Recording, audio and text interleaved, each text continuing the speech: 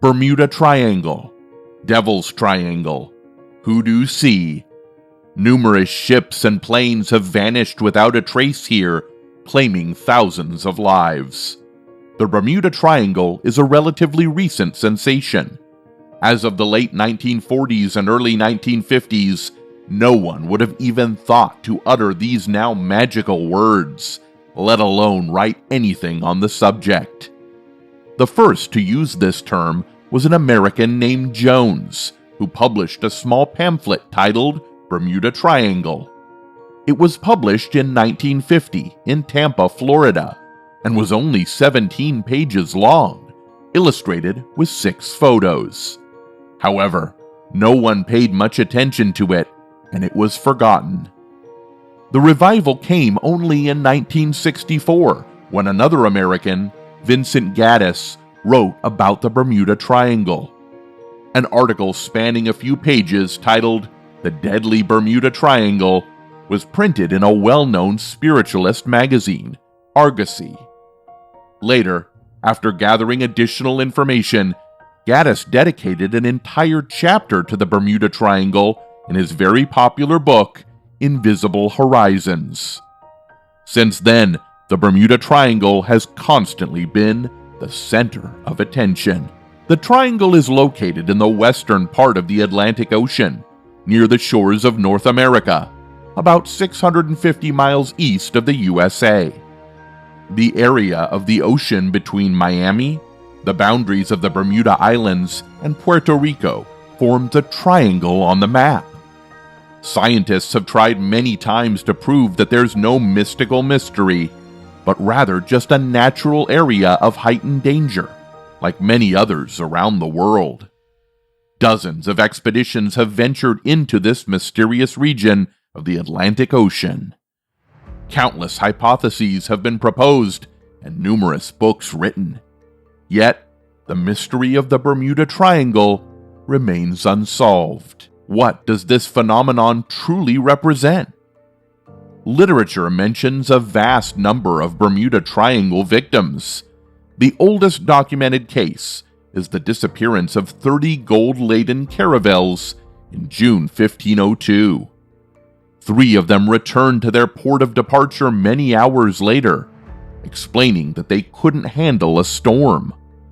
The remaining 27 were never found. A particularly notable event in the history of the Triangle is the strange incident of the ship Mary Celeste. It was found intact and undamaged, but without its crew. This led to even more legends, tales, and sheer fantasies.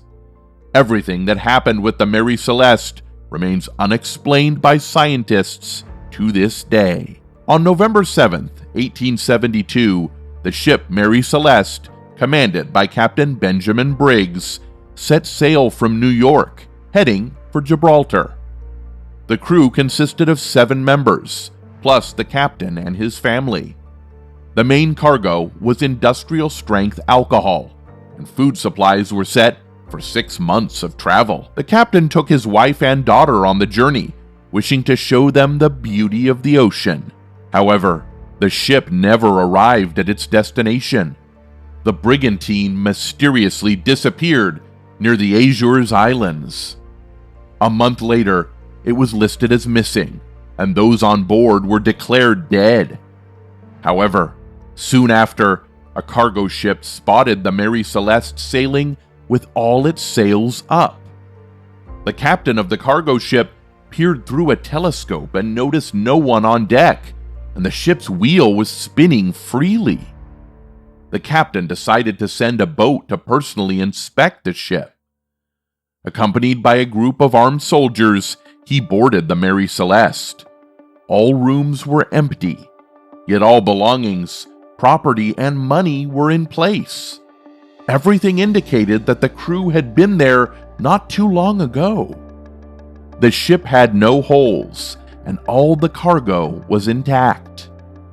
There were no signs of mutiny. In the captain's cabin, a map was found, marking the route from New York to Gibraltar. The only thing missing from the ship was the lifeboat. Months of searching for the missing Captain Briggs, his wife, daughter, and crew yielded nothing. Various theories about their disappearance emerged. Some said pirates attacked them, capturing everyone on board and abandoning the ship, only to perish at sea later. Others believed sharks attacked the captain, his family, and some of his crew, and when others tried to save them, they all perished. Some even believed that supernatural forces haunted the Mary Celeste. However, some rational thinkers proposed that the Mary Celeste had likely run aground in the Bermuda Triangle. Attempts to free the brigantine from the shoal failed, so Captain Briggs might have tried to row to shore in the lifeboat, which sank during a storm. That same storm might have dislodged the Mary Celeste, setting her adrift. We probably will never know the whole truth about the Mary Celeste and its missing crew. In any case, we can only speculate. Meanwhile, the list of ships disappearing in the Bermuda Triangle area kept growing. On the last day of January 1880, a British training sailing vessel, Atalanta, with officers and cadets aboard, went missing. It didn't reach its destination port and never returned home. Nothing is known about its fate. One of the largest ships to disappear in the Bermuda Triangle was the U.S. Navy's USS Cyclops, a massive and ultra-modern vessel for its time, measuring 540 feet in length. On March 4th, 1918, this ship, with its crew and about 15 passengers, sailed from the port of Barbados and vanished. World War I was in full swing. German submarines were frequently spotted in the seas, and the journey could be treacherous. However, no submarine attacks or minefields, which could have caused a sinking, were reported near U.S. shores, so the crew wasn't overly nervous setting off. Nevertheless, on March 4th, the Cyclops ceased all communication. Its fate remains unknown. The sea was calm, the weather was clear, ruling out the possibility of a storm sinking the vessel with its 306 people aboard. The Cyclops was one of the largest ships in the American Navy, making the Navy especially eager to find it quickly, given that such a large ship would be hard to miss if it had, for instance, stopped due to an engine malfunction or another issue. The search ended fruitlessly in early May. Various theories surfaced in the media. One of the most extravagant theories suggested that a giant squid had surfaced, dragging the ship to the ocean floor with its tentacles. The most rational theory went as follows. One of the Cyclops' engines was malfunctioning, so it departed the port at reduced speed. Though not a critical issue, it could have caused the ship to rock significantly. As a result, the oar in the hold might have shifted and capsized the vessel. The ship then flipped and sank. Another theory suggested the oar could have exploded and water flooded the ship, but then there would have been debris. All these theories, even the one about the squid, would have allowed at least a minute for the radio operator to send an SOS signal, but no such signal was ever received. In the end, the disappearance of the Cyclops remains one of the most inscrutable mysteries in the history of the U.S. fleet. The answer is still elusive today. Since the disappearance of the Cyclops, the Bermuda Triangle has firmly established its reputation as a perilous place. This reputation only solidified and became more terrifying in the mid-20th century, when ships and planes began to vanish there far more frequently than before. In 1945, the American Air Force had many pilots with extensive combat experience, so airborne incidents were extremely rare. December 5th was just another ordinary day for the pilots. Charles Taylor was a highly experienced commander with over 2,500 flight hours. Taylor's flight was given a relatively easy mission that day. The weather was excellent, and 5 torpedo bombers took off and headed east with almost 5.5 hours of fuel on board. They were never seen again, and no one knows what happened to them. Many theories have been proposed. But none can be proven or disproven for one reason: the remains of the planes were never found. Still, it's possible to reconstruct the tragic events using investigation materials and official Chronicle publications. So, at 2:10 p.m., the planes, with 14 pilots, took off, reaching their target around 3:30 to 3:40 p.m., then set a return course to the southwest. A few minutes later, the airbase command post received the first odd message. "We're in a distress situation. We seem to be off course and can't see land. I repeat, we can't see land." The dispatcher asked for their coordinates, and the reply baffled everyone present. "We can't determine our location. We don't know where we are right now. We seem to be lost." It felt as if it wasn't an experienced pilot speaking, but a flustered novice with no idea about sea navigation. The dispatcher gave the only correct advice: head west. "We don't know where west is," the pilot replied. Attempts were made from the ground to give further directions, but due to increasing interference, it appeared these instructions weren't heard. Dispatchers could barely pick up snippets of the pilots' conversations with each other. At 4:45 p.m., Taylor sent a strange message: "We are over the Gulf of Mexico." The ground dispatcher thought the pilots had lost their minds. Their indicated location was in the completely opposite direction. By 5 o'clock p.m., it became clear that the pilots were on the verge of a breakdown. One of them shouted over the radio, "If we had headed west, we'd be home by now." Then, Taylor's voice was heard: "Our home is to the northeast." Suddenly, they spotted some islands below.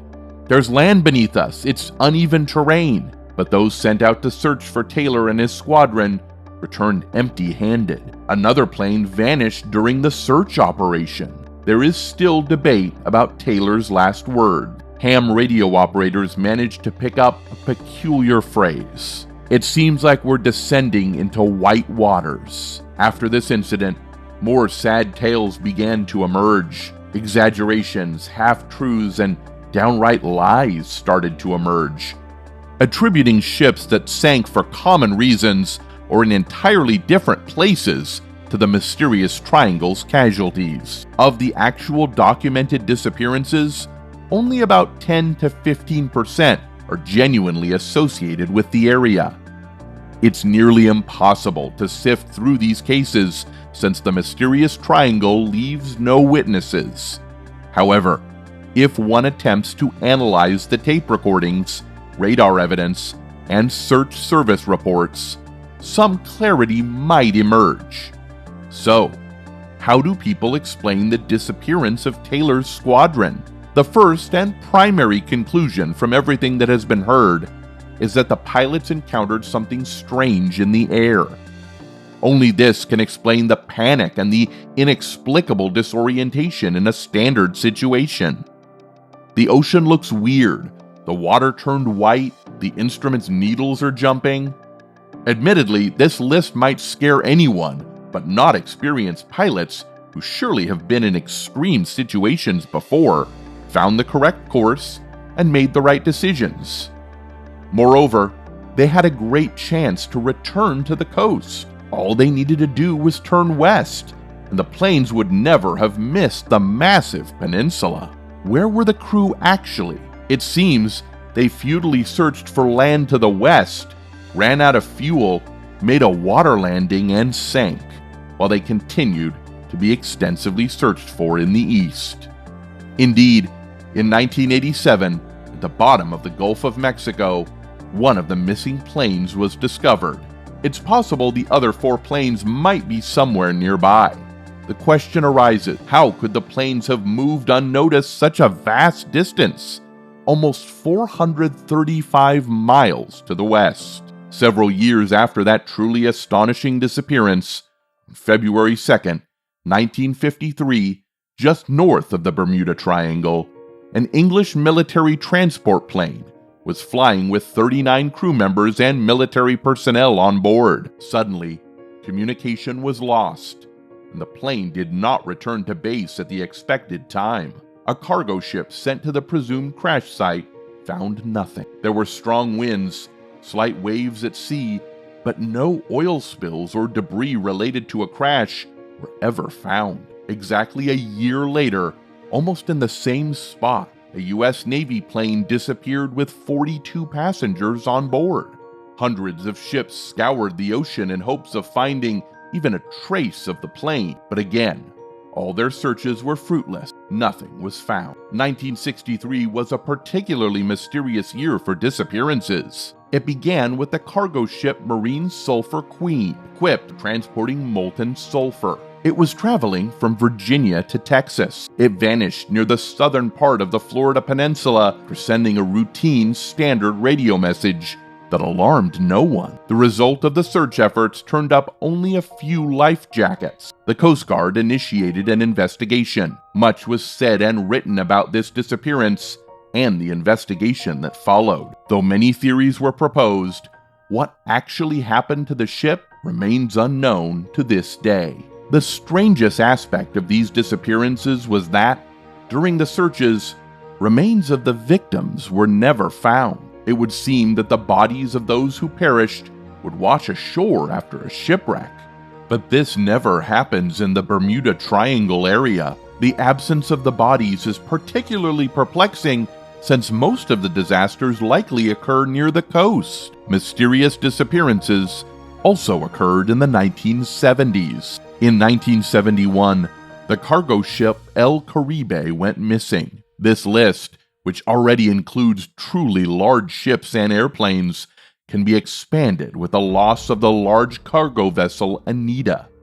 In March 1973, it set sail with coal from the port of Norfolk into the Atlantic and headed for Hamburg. In the Bermuda Triangle region, it encountered a storm and is believed to have sunk without sending an SOS distress signal. A few days later, a single life ring with the inscription Anita was found at sea. In July 1975, a member of the scientific crew of the yacht New Freedom photographed an incredibly strong storm over the triangle. When he reviewed the developed films, he saw a ship sailing about 100 miles away from the yacht. However, the scientists knew that no other vessel could have been nearby their ship that night. In the last 150 years, the Devil's Triangle has claimed about 1,000 human lives, more than 40 ships, and over 20 aircraft.